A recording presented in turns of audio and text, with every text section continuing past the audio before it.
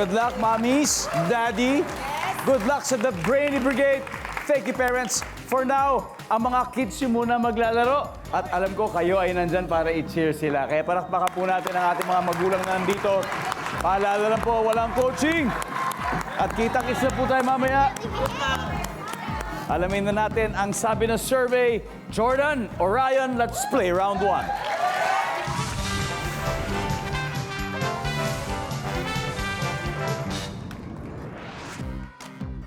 Nag-survey kami na 100 bata. And the top 6 answers are on the board. Anong bagay ang hindi dapat hinahawakan? Orion. Apoy? Apoy! Ito ang tanong, ha? Bagay na hindi dapat hinahawakan ng mga bata. Okay, tama naman. Survey says...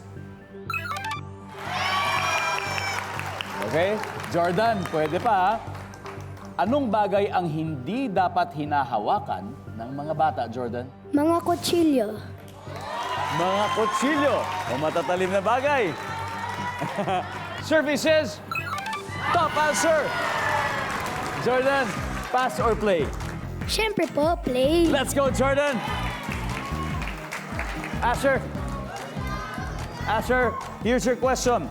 Name something that kids should not hold or touch. What? Centipede. Centipede. Oh, insects naman. Sabi ni Asher, centipede. Survey says... Oh, Micaela, anong bagay ang hindi dapat hinahawakan ng mga bata? Ahas. Ahas. Nandyan ba ang ahas? Uy! Okay, Brainy Brigade, mag-uusap na kayo dahil pwede kayo mag-steal kung hindi makuha ni Eya. Ang sagot, anong bagay ang hindi dapat hinahawakan ng mga bata? Socket po. Socket. Socket! Saksakan! Delikado po siya kasi baka ma-electrocute po tayo. Mismo. Wag na wag. Survey says... Jordan, back to you. Anong bagay ang hindi dapat hinahawakan ng mga bata?